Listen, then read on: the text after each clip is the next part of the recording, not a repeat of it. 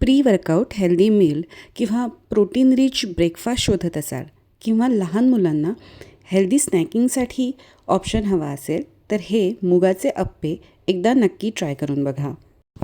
यासाठी मोड आलेले मूग 1 वाटी, ओली मिरची, आलं, लसूण, थोडंसं जिरं आणि अर्धी वाटी बेसन, 2 चमचे तांदळाचं पीठ हे सगळं छान मिक्सरला बारीक वाटून घ्यायचं आणि त्याच्यानंतर याच्यात अर्धी वाटी होईल एवढा बारीक रवा घालून 2 तास रेस्टिंगसाठी ठेवून द्यायचं.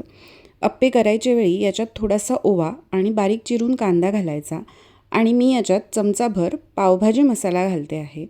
अप्पे पात्र पूर्ण कडकडीत गरम करून घ्यायचं आणि मग गॅसची फ्लेम मंद करायची आणि 1-1 चमचा बॅटर या अप्पे पात्रात घालायचं.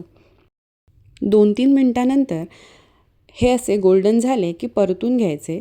दोन्ही साईडने 2-2 मिनटं छान खरपूस होईपर्यंत भाजून घ्यायचे.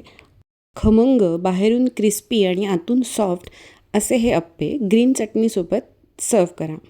रेसिपी तुम्हाला आवडली असेल तर शेअर आणि सेव्ह करा. वेट लॉस फ्रेंडली रेसिपीजसाठी माझं पेज नक्की फॉलो करा. हेल्दी खा, हॅप्पी राहा. थँक्यू.